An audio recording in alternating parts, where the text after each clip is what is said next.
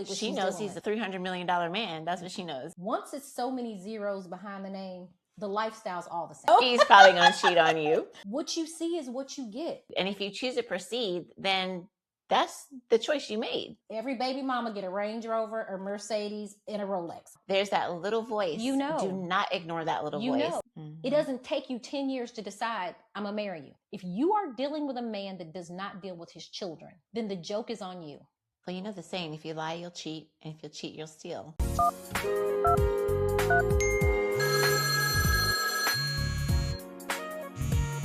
What a week, right? We got prenups, we got called off weddings, we got child support, we got cocaine bags, like we got it all. Cocaine bags? Mm-hmm. We ain't even gonna talk about that one. I didn't see that one. That's Dwight Howard. Oh, yes, I did. Mm-hmm. Oh, I did. That's oh my gosh. Ass mess. That's crazy. Your kid's already in child protective services. Oh. I think they said he has 13 children. I'm sorry. He need a vasectomy. By the same person? No. That's a lot of kids. I know, it's different kids. Different women. Mm-hmm. 13 kids. But, whose cocaine was it? His wife's, I thought it was his wife's cocaine. Or she had the cocaine in her hand in like a Ziploc. Like, come on, a Ziploc of cocaine? But honestly, they both need to be in jail. And all their kids need to be gone. Because she had to be high going on camera with cocaine, crying about her babies. And it was embarrassing. It was embarrassing. It was embarrassing for them, and it was embarrassing for their children. It was just embarrassing all around. Mm-hmm. Oh my gosh. Mm-hmm. And like, why didn't somebody run up in their house arresting them? Well, why? Mm-hmm. Somebody should be arresting them. I can't remember the girl's name. Maybe it was Glorilla. She was performing at the WNBA game, and somebody broke in her house, and then they arrested her for having drugs in her house. Like yes, she that's had right. Weed. That's right. She had weed. Yep, that's right. But this lady's on there talking about they took her kid for. I'd have took your kid too. Like, right? I mean, and I heard it was like a kilo. I don't even know what a kilo. That's big, right? It's like, a it lot. was a big Ziploc. Yeah, I heard it was like I was listening to the Breakfast Club. They said it was like a half a kilo or a kilo or something. But either way, it was a lot of cocaine. And that's crazy. But I thought what I heard was it was hers. But I don't know. I don't know all the details. But either way, it doesn't matter whose it is. It's in the house with your children. Mm-hmm. That's crazy. You know, I feel like, you and I have talked about this. It's just like when you have like an abundance of money and you have resources, what happens is who you really are comes out. Well, I mean, I've said this and I've said this to my kids. When somebody shows you who they are, make sure you see them. Believe it. And she knew who he was before she married him. And she definitely knows who he is while she's married to him, because it's impossible to be married to somebody and you don't know who they are. You can make all the excuses for them that you want. That's what happens. But you know who they are. That's what happens. You know what you're getting into. Like, for instance, this girl with the Dallas Cowboy player. The quarterback from the Dallas Cowboys, yeah. She knows who he is.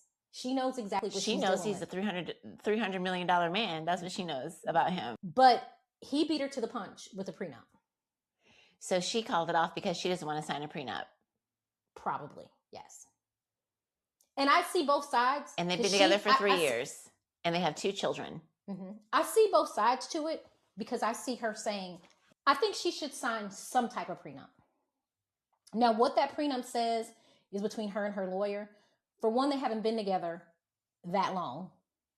She had children very quickly. I can understand him protecting his assets. I get that. I think that they should have compromised on what's in the prenup. I mean, I feel like prenup automatically feels like we're planning to fail. I don't feel that way. Like in a sense, I understand somebody protect their assets because I get that, Mm-hmm. But in a sense, I understand why people would be hesitant to sign, because it's like, we're planning to fail. And I don't think there's anything wrong with signing a prenup, actually. I think that, and I understand why he would want her to. I knew a lot of women that were like, oh, I love him, I'm going to just go ahead and sign. And they didn't even have their house in their name. I know a lot of women that are willing to sign just to stay in that relationship or stay in that lifestyle. No, you got to protect yourself. I think that sometimes as I've gotten older and a little wiser, and I've seen women I'm going to say this, I said this in another show. Once it's so many zeros behind the name, the lifestyle's all the same. And everybody uses the same Gulfstream private jets. Everybody buys the same bags. Once you get into that bracket, people should protect their assets. But women should also be valued in that. Like, he should want her to have something if they divorce. Yeah, so what a prenup would look like you said, like put it together. They should negotiate the kids and making sure enough, like all this is paid for the children because they have 2 girls. But you also have to take into account that a recipe for disaster is a his and her bachelorette party. Bachelor party, bachelorette party. That's a recipe for a disaster. First of all, that just wasn't smart. Second of all, that tells me somebody didn't trust somebody in the beginning because they didn't even let them go on that. I mean, isn't that the point of a bachelor and bachelorette party? Like, you go off and you it's do your last before, hurrah, right? It's your last hurrah. That's what it's supposed to be. Do you expect your man to cheat in his last hurrah? You do if he's already cheated before that. Well, you don't expect him to cheat because he's in a committed relationship. But if he's done it before. But if she's saying he's cheated before, then she wanted to have a combination bachelor and bachelorette party because she was probably afraid he was going to cheat again. I mean, I hate to put all athletes in the same bucket. However, if that's who you're dating, then we should say F it. I mean, you just got to know. You know. She knows who she was dating. Yeah. She knows exactly who she was dating. She knows exactly who she was with. I do believe that she should be taken care of in some sense if she's going to be his wife. Negotiate a flat fee. Negotiate adultery. It's an agreement. If you cheat on me and you commit adultery, then I get this. Negotiate things that are going to benefit you. But if you go into a marriage already knowing that he's a cheater, what do you expect him to do? Dang, it's so twisted. Zebras because it's don't like change their but stripes. it's like you want to be married and you want that person to be like your best friend. Like, you and I are, if we're planning to go do something, we're not like, well, if this, then I'm gonna this and I get this. But I think that it's like playing a game of spades. You know exactly what's in your hand. Yeah. You know how many trumps you have.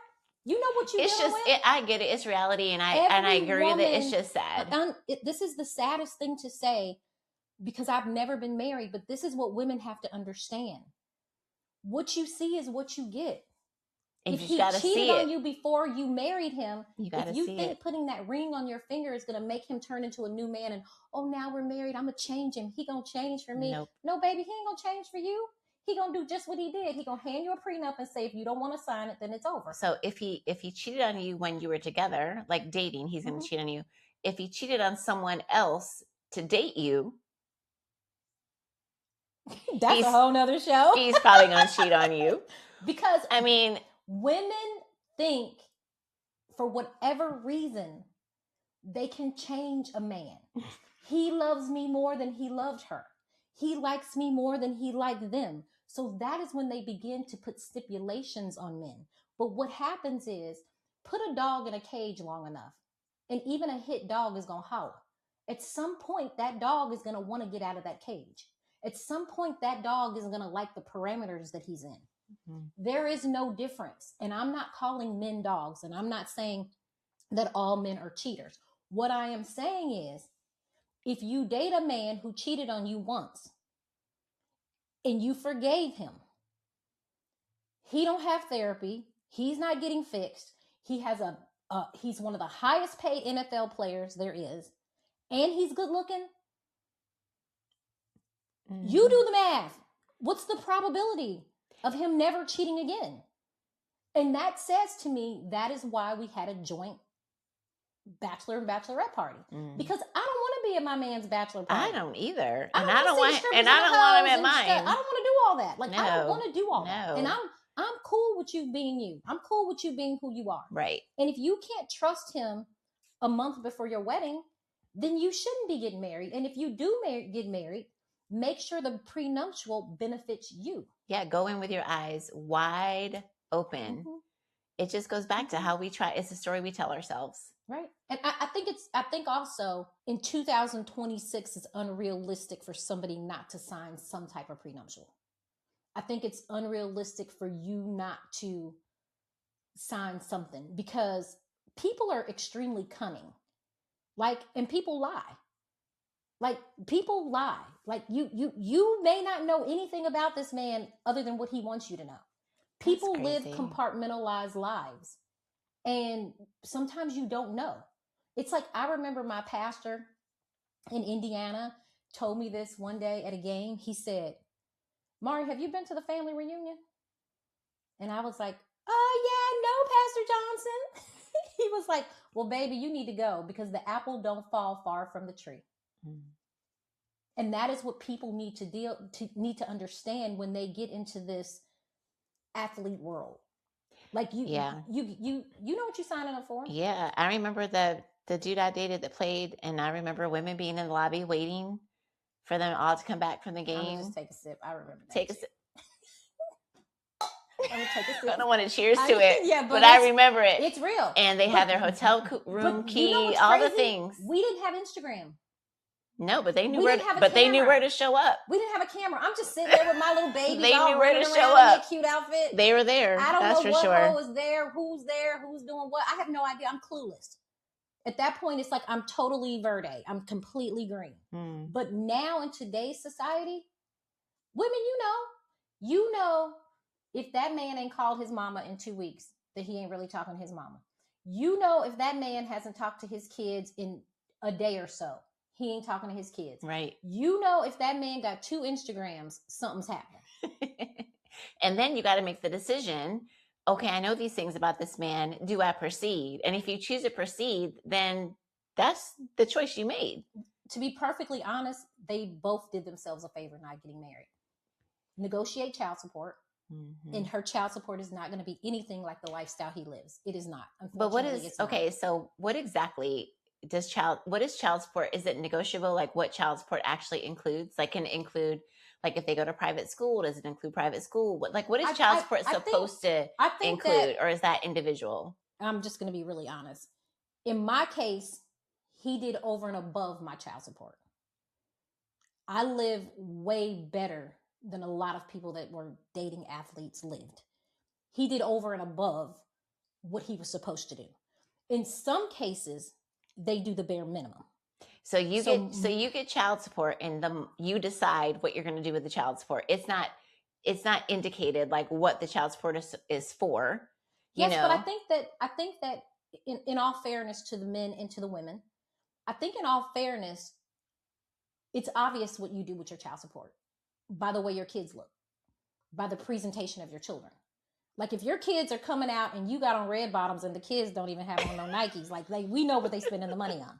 If the kids' hair is not done, it's up to the parents' discretion who's getting the child support to decide what they spend the child support money on. Is that what you're saying? Yes. Okay. Yes. So it's not indicated. It's not like when you get child support, it's like, because if you do it legally and you have a piece of paper, these are your responsibilities. Mm-hmm. I had my list of responsibilities, what I was supposed to do with my kids, with the child support. But I was also, because of our arrangement, I was also home with my kids. Yeah. So I was expected to do a lot with my kids, like, mm-hmm. right. So I had 3 kids at 3 different ages. Our lives were completely different. Mm-hmm. But if you're in her situation and you have 2 young kids, she's going to need more for her kids because her kids are young. Right. Like, her kids are very young. And she'll need to negotiate staying home with her kids. And in addition to...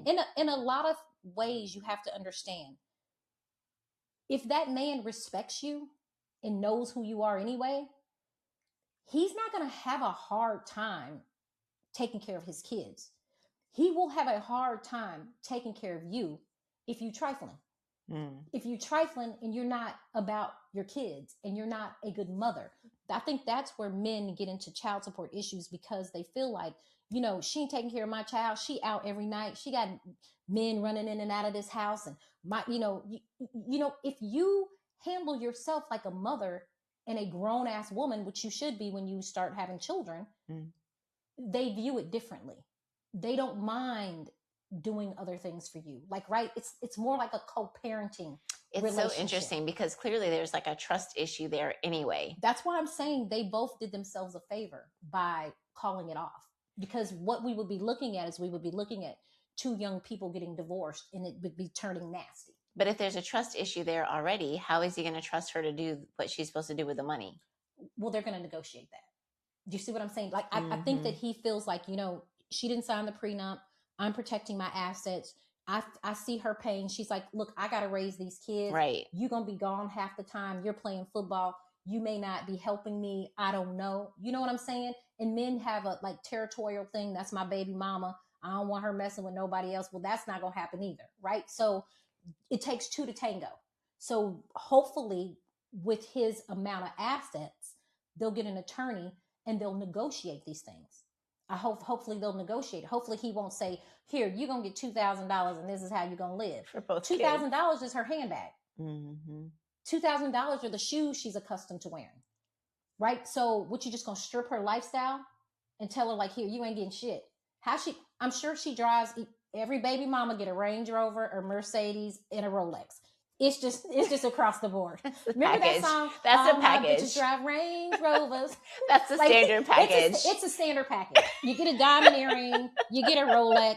It just depends if you have a diamond bezel or not, right? That's a standard package, right? And at some point, they've got to figure out, how they're going to live and how they're going to make this work, because the kids aren't going away. The engagement has gone away. The kids aren't going away. So while we're all talking about on Instagram, they probably out to eat. You know what I'm saying? They probably eating dinner. Hopefully. Yeah. They're probably like, oh, I'm mad at you. I'm mad at you. They won't be mad at each other forever. This too shall pass. And they'll figure out a way to get it together and work it out. Like Cardi, when that happened with Cardi B and Stefan, she kept it moving. Cardi's like, I'm gonna keep it moving, go on my concert tour, take care of my babies and do what I need to do. Yeah. So this girl needs to just make sure, she's treated fairly. And I'm telling you, she is not going to live the lifestyle he lives and not be his wife. She will live good probably. Yeah. But she will not, she won't. Mm-hmm. She won't. It's a trade-off. It is a trade-off. It is a trade-off, which is why I guess Luca and his they've been together for 10 years. That's a marriage. Yeah. Mm-hmm. But guess what? That's also her fault. If you stay with somebody for 10 years, it doesn't take you 10 years. They're babies. Right. I mean, they're babies. But it doesn't take you 10 years to figure out if you want to marry me. If I've been with you 10 years. But they're from a different country too. That's even worse. I think it's different. That's even worse. I think it's different. Because they've been together since they were like, what, 16 or something like that? Okay, so this is what I'm going to say. In that instance, and we've been together since we were 12 years old. We've dated for all these years. Were you not sure if you wanted to marry me? Because at that point, I would have took a ring from a bubblegum machine. If I've been with you that long, why would I want to leave you? I mean, I get that. I think for me, it's the fact that they have children. Like you had a child with this man, at this point. And so now it's like, okay, so what are we doing here? And he obviously goes back and forth, right? Like he loves being in this country. Is even before the child hit the sheet, they should have been married. They should have been engaged. Agree, but even before these things happen. That is why you get married, so you can't leave. Mm-hmm. I mean, we know T.I. and Tiny have been through their things, but I said this before. They asked T.I. a question. They like, how have you kept your marriage together? And we know they probably done all their things, right? We know all the stories. He said, you just don't leave. He said, I've been packed many times. She been packed many times. We had our shit packed and we was ready to go. But you don't leave. If you're dating somebody, and I would tell my daughter this, if you're dating that man for 10 years, what's the problem?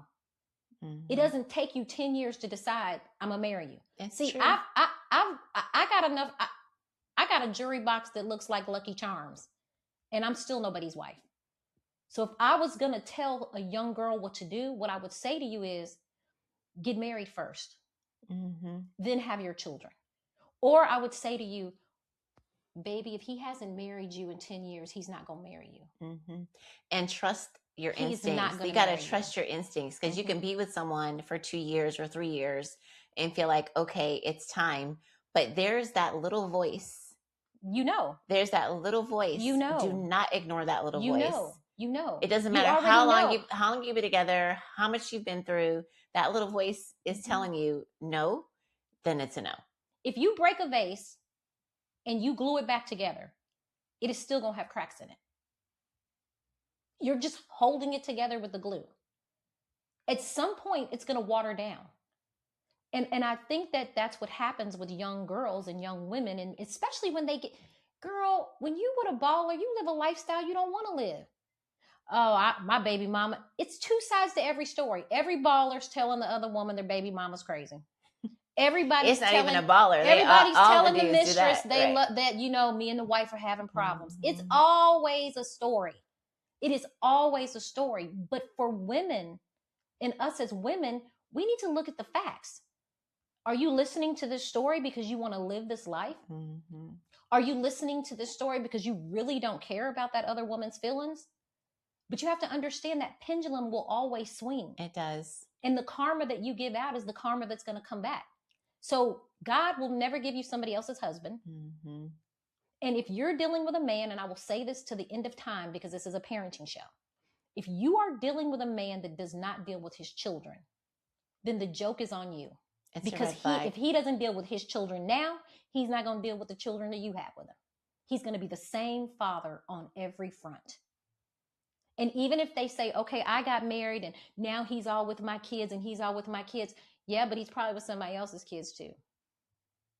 Like, right? So again, zebras don't change their stripes. Man, you think about some people, like women, like I think about great grandparents and grandparents, like back in the day, how they just went through it. Mm-hmm. Kind of like T.I. and Tiny, right? They just went through it, and this is what it is. This is who he is. This is who she is.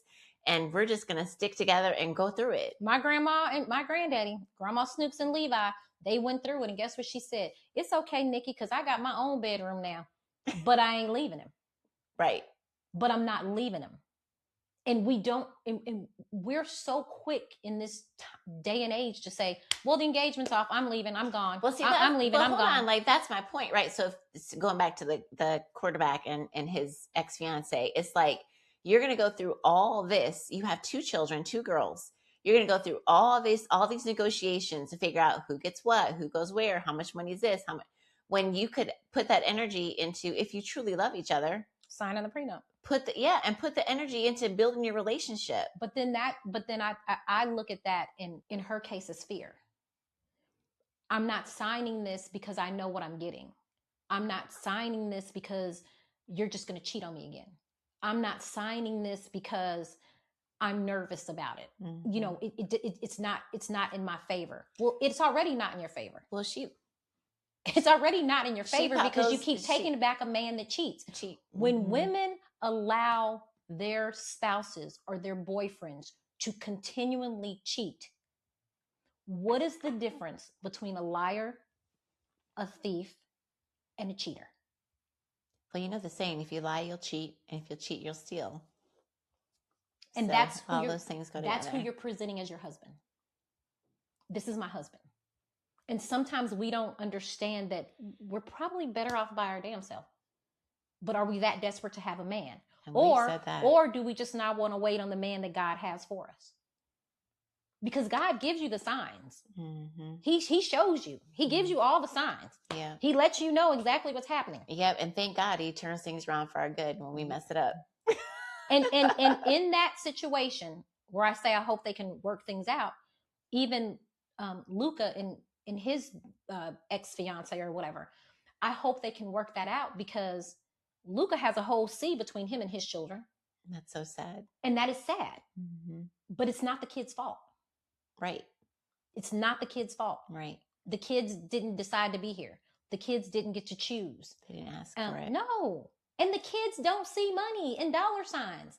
They have no idea that their dad's worth 600 million or 200 million. They like, I just want a lollipop. Like they have no idea what's happening. They don't know that they have no idea. Well, they broke up because she didn't sign this or she didn't sign. They don't know.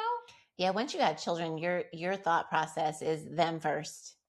How does this affect my kids? Mm-hmm. How do my actions affect my kids? How does what I'm saying affect my children? How do my choices affect my children? How am I being an example for my children? And it's a lot of pressure to think about. It could be a lot of pressure to think about that as a parent, but that's a responsibility as a parent. Mm-hmm. And it's also, and I'm going to be extremely honest with you. It's also, I'm going to take a lot of shit so my children can have the life that they live. Yeah. I'm going to live a lot of shit and do a lot of shit that I normally wouldn't do, and let you get away with a little bit of And shit hold that I my wouldn't. tongue. And hold my tongue when hard, I really want to cuss you out. I'm hard, not going to say a word hard because of my children. Because of my children. Yes. You know, so I'm going to take a lot of shit and let you do a lot of shit. You know, so you have to think about that. Like when you marry somebody and you don't have kids, so 40% of the marriages end in divorce when people don't have kids. But when you marry somebody and you do have kids, or when you're a baby's mama, which I hate that term, with somebody, it's forever. You're tied to that person forever. Yeah, forever. Mm-hmm. Whether you talk to them, whether you don't like them, whether you hate them, whether you still like them undercover, whether they've moved on, whether they have 16 other kids, you are still tied to them. Kim Kardashian will always be tied to Kanye West. She has children. And when the children are 20 and 30 years old, like mine are, you're still tied to that person. And you have to figure out how to navigate that. And you have to figure out what's best for the kids. And that's why younger women need older women to give them wise counsel. Mm-hmm. Because you don't know. So what about that woman that you showed me on Instagram who she got divorced, and she said that she was leaving the divorce with everything she came into the marriage with, and they had a little girl, 7 years old. No, I don't know. That kid wasn't 7. This kid was young. Yeah, this kid was young. And so she was like, and the woman who was commentating, she was like, you know, so you, the father, you're taking the daughter, you're taking our child because I didn't come into this marriage with her. So everything I came in with, I'm leaving with. And it wasn't a child. Mm-hmm. And interesting, because a woman who is kind of like making a comments about this whole situation, she said men do it all the time. Mm-hmm. Men do it all the time. She's like, men do this all the time. Because initially I was just like, oh my gosh, like, how are you going to leave your daughter? One of the most underrated professions in the world is a mother. Like, we don't get credit for being a mother because society feels like that's what we're supposed to do. Mm. We don't, nobody, like, we ain't getting a paycheck if we stay home. Well, when something goes, like, I was telling you how my daughter slit her thumb badly over the weekend. And it's like, I'm taking her to urgent care. I'm doing all that, which I will do that all day long because I will do whatever my children need. But her dad doesn't have to be there. He can be at the gym working out. No. And he might not answer if you call him to tell him it happened. He might not even answer. Well, he'll answer her call, but yeah. Yeah, but he might not answer yours. Right. She could be like laying down and not even being able to talk. And he might not answer because he sees you. Because that's the blind hatred, which that needs to stop. That needs to go away. And even you should be able to communicate as an adult. But I have to say this about that girl. And I feel her pain. Look at our economy. Look at your life when you become a mother. Look at your choices that you now have to make. Look at the sacrifice you have to make. When people say or used to say shit about me, oh, she's a gold digger, she's selfish, she's this, she's that. First of all, y'all don't know shit about me. Second of all, it's impossible for me to have a selfish bone in my body and raise the kids I raised. Yeah, I couldn't. So if you talking shit about me, it's because you hating on me. Mm-hmm. I'm still blooming. One monkey ain't stopped no show over here. My life wasn't contingent on what you thought. But I can feel her pain because you know what? She's tired. She's worn out. She's like, fuck this. I want to live my life and do my thing. So how about this? Joke's on you. You keep the kid and I'll get visitation. Mm-hmm. How many times have I said to you, okay, well, when you ready to change your stilettos. I was just going to say that. When you ready to change your suits for my stilettos and I get back out there, let me know. Mm-hmm. And whoever you dating, she got a car seat? Can you get that bitch a car seat? Yeah, I remember. I felt like that because I was tired. Mm-hmm.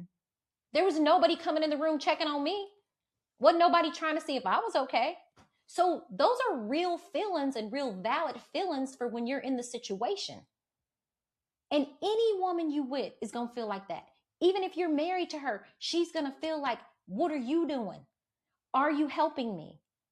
So this girl was like, I got one better for you. You ain't got to help me. I got to help you. And she left. She did. She signed the babies. She signed her parental rights over. She has joint custody because she gets to see the baby on the weekends. Yeah. And she said, you and your mama handle this. So that tells me the mama was all in the marriage anyway. Mm-hmm. And she was like, I'm ready to go. You got another girl that just gave her 7-year-old up for adoption. I'm not saying this behavior is okay. What I'm saying is women have limits. Women have limits.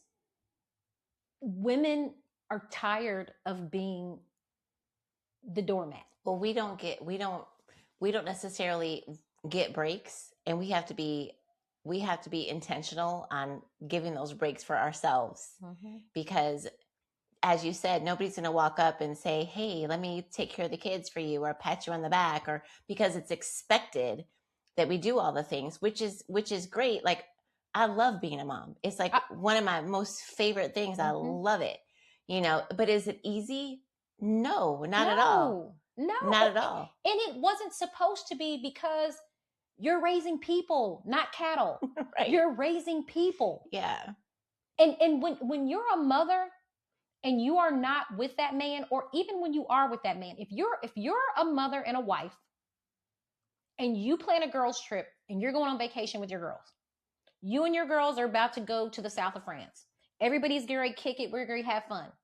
Before you leave that house, you got to make sure the kids have a babysitter. Yes. You make sure their schedule's right for school. You make sure there's food in the refrigerator. You make sure the laundry's done. The house is clean. The dog is taken care of. They have a ride back from they soccer have a practice ride or back volleyball. and forth to everywhere they want to go. When you're a man and you want to go on vacation, you hop your ass on the plane with your date and y'all pack up and ride out. Get a couple drinks on the flight and y'all moving. Right. When you're a mother or a single mother, if I wanted to go travel, and then every single time I'm like, are you good? No. What happened? Are you home? No. Did you make it? And when you get back home, you need a vacation from a vacation. When you get back home and you're looking around your house like, what? Mm-hmm. You need a vacation from a vacation. Mm-hmm. So it's just, I get both ends. Yeah. And financially, I had the means. And my issue was never, finances. I've had an amazing life. I mean, my issues were never finances. My issues were time. Mm-hmm. And I appreciate the fact that every time you went somewhere, he worked. And I appreciate everything that he did. But there was times where it's like, hello. I felt like I was like going, mm-hmm. How many mothers feel like they're like, what about me? So we would like to see that father be a little bit more intentional and be like, ask the question. At least be like, hey, what do you need? How can I help? Mm-hmm. Or this is what I can do. Mm-hmm. And then as what we do as moms, we figure out based on what he says he can do, we put it in the schedule. In my case, we co-parented. It wasn't always easy. It was like Rams. Like there are times it's like, my kids never wanted for anything. To be perfectly honest with you, I never wanted for anything. Mm-hmm. Right? Maybe do I have to sometimes fight to get it? Yeah. Right? Because, that's just real talk. I'm just being honest. Mm-hmm. But when young people are in this situation and things are different now, there's a camera everywhere. There is a camera everywhere. They know things that I had no idea of knowing. They know things that we couldn't even fathom Instagram. I was mailing pictures to my mother. You know what I'm saying? It wasn't like, oh, let me send my mom a picture. I was sending pictures in the mail. I'm saying that when you get to these high profile marriages and divorces, I do agree that there needs to be some type of agreement financially. And even if you feel like he's a cheater or he's going to cheat, put adultery. Because I'm going to say this too, and don't be mad at me, men or women. Women cheat just as much as men. You could be in an opposite situation. Kim Kardashian could marry somebody that don't make as much money as you know what I'm saying? Sure. Yeah, sure. It could be the opposite situation. The woman could be the breadwinner making all the money. If you were the $300 million woman? Absolutely, sign a prenup. You would like sign a prenup. Absolutely. Mm-hmm. Absolutely. I do think that it's fair. Absolutely. In a sense, like what I go into the marriage with, because this was with us actually when I got divorced. What I go into the marriage with when I leave, that's the same stuff that I'm not doing that. You know, I'm not doing that. I go with. I'm not doing that because I'm going to help you build. But yeah, and we're going to build together. I think it depends on where you are in life. Exactly. I'm going to help you grow. And if you're older in life, I'm going to have to help take care of you. Yeah. So then I'm reverting back to taking care of a child. Those are all things. So if anyone out there is negotiating a prenup, you need to talk to my friend because she has. No.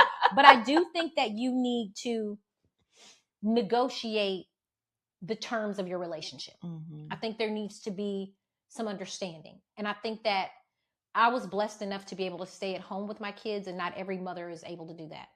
I think that there should be some negotiation. And if you did stay home with your kids, there should be some negotiation for life after staying home with your kids, because you gave up your salary. You did. And you gave up so many things that you're going to need to live in the latter part of your life. And that's reality. That's that's not trying to take advantage of anyone. Like that's reality. Like if you were to, like we've talked about before, like if you put a salary on the things that a mom does, and even outside of that, you've literally kind of put your life on a shelf. And you're never going to get that salary back. No, but you put your life on a shelf, right? And correct.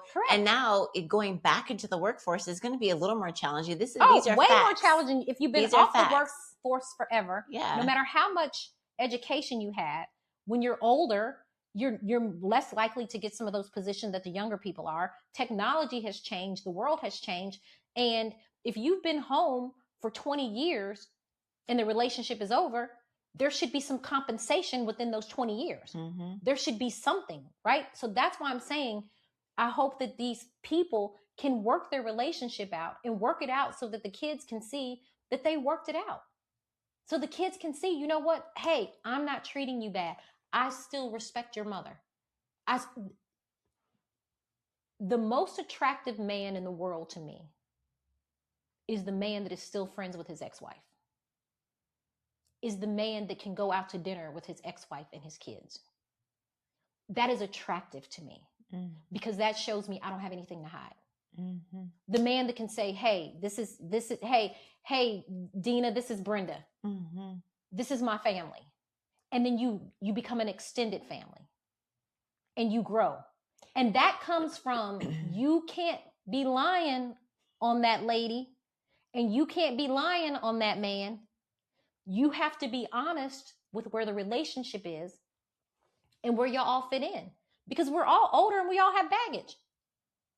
I mean, we're talking about 2 NBA players and they got baggage, an NFL player and an NBA player. There's already baggage right there. Right. So when they move on at 27 and one day they may move on, they already got 2 kids on the block. Mm-hmm. Both of them do. Mm-hmm. Yeah. And whoever they're with on either end, they've got to understand that. Like both parties have to understand that. Man, I will always say honesty is the best approach. Like honesty is, it sounds like corny or whatever, but honesty is always the best policy. And people aren't honest because they're afraid of the consequence. But I'll tell you this is like OG talk. You know when somebody's lying on you. You know when somebody's painting a false narrative about you to another person. You know when that is happening. You know when somebody's throwing you under the bus to somebody else. You already know. And you could tell by the way people move. It's like when you're in a marriage and you're with somebody and the kids come and then the husband starts moving different. Like, what do you mean? I mean, he emotionally, he's unavailable. They're tired, so there's no date night, or something's going on, or, you know, they just operate different. Mm-hmm. You can tell when somebody is selling somebody else a false narrative because they're standoffish. It's 2 sides to the story. I mean, you just know. Mm-hmm. And when you spend that much time with a person, you know that person. You do. I agree with that. You do. Yeah, And you have to make the decision to see it. yeah. And I think a lot of people, men and women, choose not to see it. Yep. Because Yep. it hurts. Well, It hurts. the person that chooses not to see it is the person that's living with the fear, because they know it, but they don't want to see it. Mm-hmm. And that fear trickles down into a family. That fear and those feelings reciprocate on the children, because then everything's out of whack.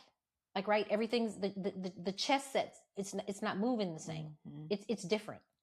Everything's different, and I think that is why so many women crash out and nut up, because they're left. And when women are left, they're rebuilding, they're reconnecting, they're reinvesting, they're changing, they're rediscovering, they're figuring shit out. They're trying to, and they grow older different. And when men leave, they pack their shit, move on, get a new woman, and keep it pushing. So whenever I think about like people crashing out, it immediately correlates with like expectations, unmet expectations. Mm-hmm. And that's what's happening. And that girl that we saw, that Instagram post of the girl who's sitting in the car and she's like, I'm having a crash out moment. I didn't know if I was going to post this, but I'm posting it now. One thing she said about her divorce and her feeling so overwhelmed because she's managing raising her children basically on her own, even though her ex-husband is around, because she drops them off. She drives to drop them off at his house. Mm-hmm. And then she picks them up and she talks about like the gas money that it takes. Like she talks about all that in there. Mm-hmm. But one thing that she said that really like was like a gut punch for me. And she was like, I'm in survival mode and this is stealing away the moments that I should be enjoying, these special moments I should be enjoying with my kids, because I'm in survival mode. I've been there. How do we, I've been there. We got to learn, we got to share how to pump the brakes and not be in survival mode. I don't know that as a mother, you know how to pump your brakes in survival mode. I've been there where we're having birthday parties and I've got 150 people in the house and I'm fixing plates and getting this and getting that and getting that. And I should be enjoying this party, but I'm not, because you're halfway present. Right? You're halfway present. And it does take away some of the most tender moments of your childhood, of your raising the kids. And you know, it's like when Dee said, you know, I missed his senior night. I will forever live with that. Mm-hmm. And that was a tender moment for me. Yeah. And I would have never intentionally done that. But when you're in it and you don't know how to get out of it, it's almost like you're in quicksand. Right. And so it does rob you of the, you know, she said in there, you know, you're promised all these great things. Like at the beginning, it's, I promise you, you're going to have a good life. I promise you, we're going to be this. I promise you, we're going to be the Huxtables. I promise we're going to be like Brady Bunch. We're going to be this great family with this great family. When children hit the sheets, shit changes, because you redirect your attention into another era. And men are like big babies. They want attention too. Mm-hmm. And so when you're going through postpartum and your body's all out of whack and you're feeling all crazy and you're like not the best person and you're like, oh my God, what's happening to my whole life, right? He doesn't know how to handle it. She doesn't know how to handle it. Communication turns into criticism, and shit gets out of whack.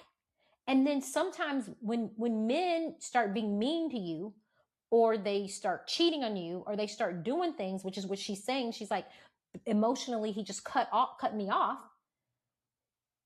She felt like she didn't have any other choice but to leave. Right.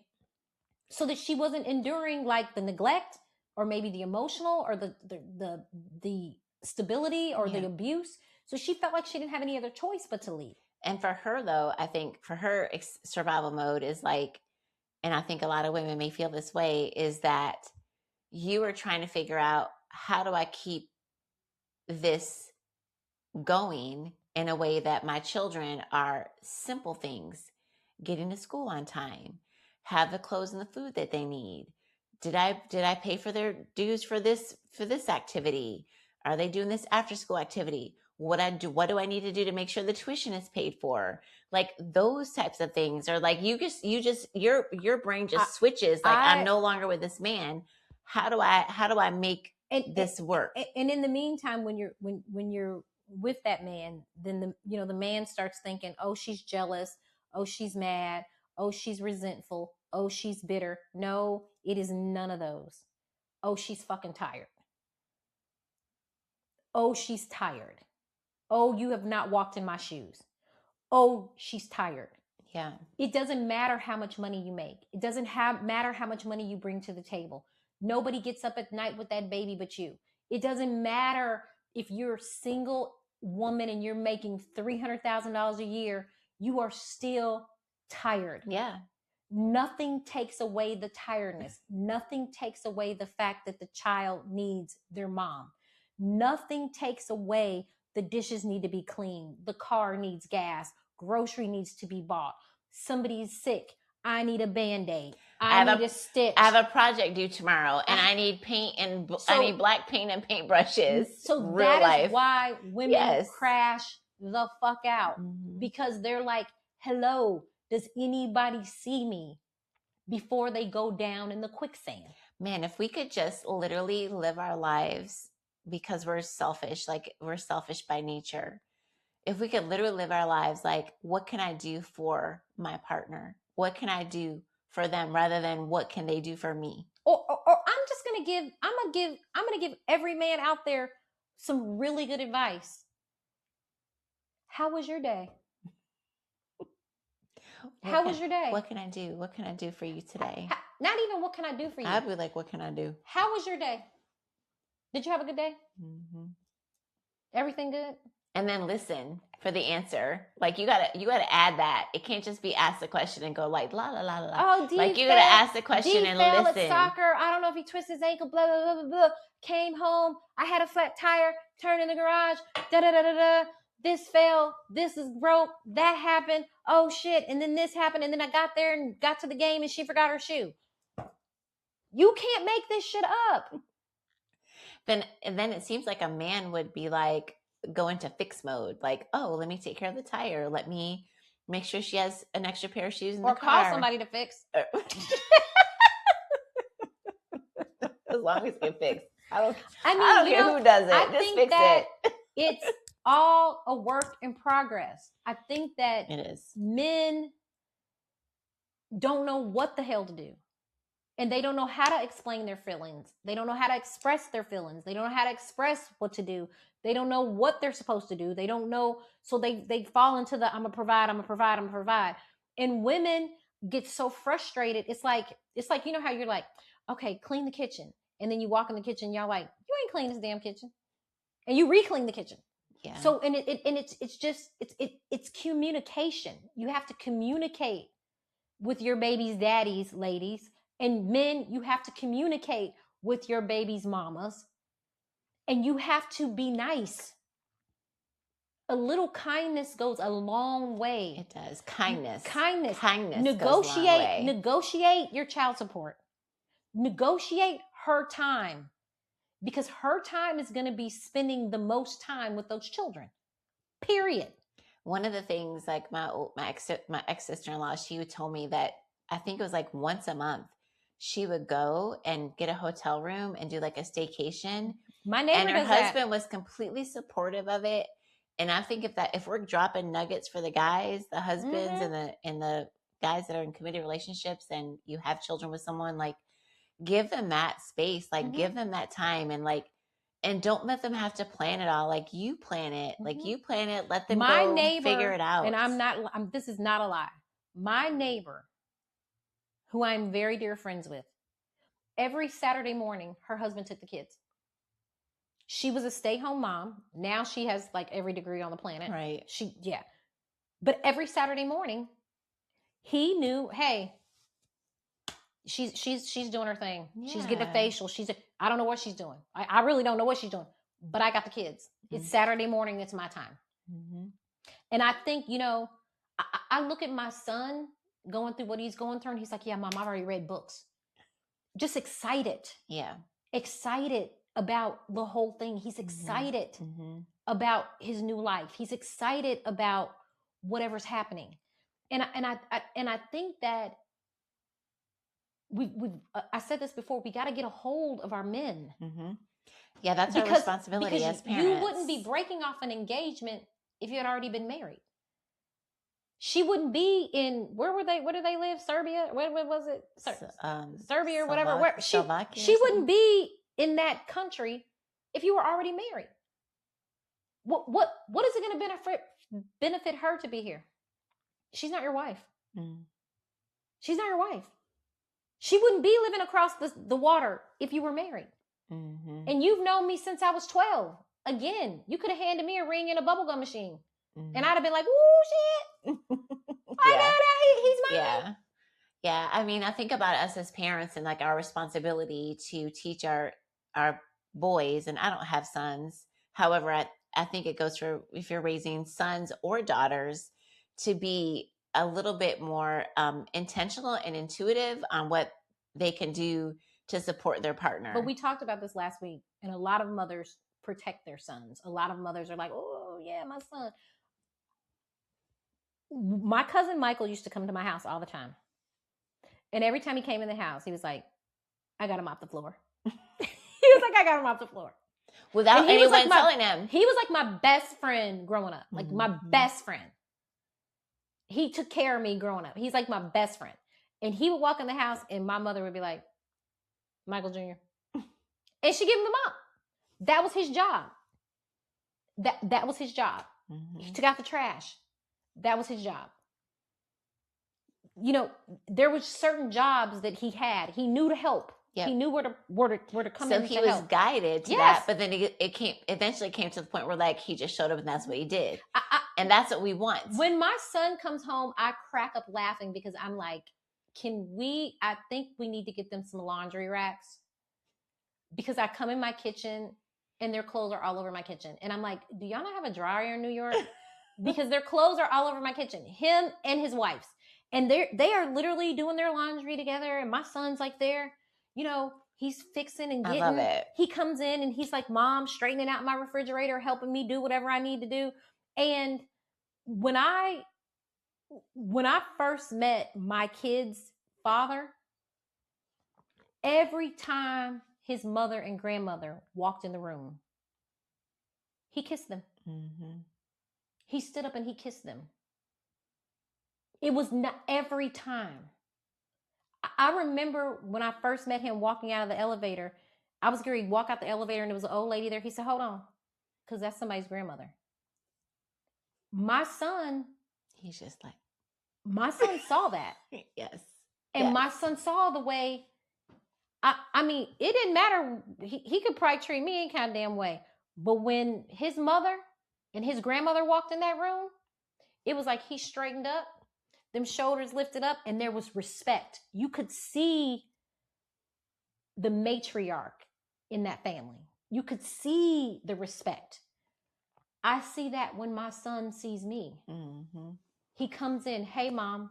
He hugs me. He kisses me. And that is taught. And we need to teach our young men the value of their mothers and the value of their wives and the value of their women, because that wife is going to be a reflection of you. How a man sees how happy your wife is how happy the family is. I mean, that's real.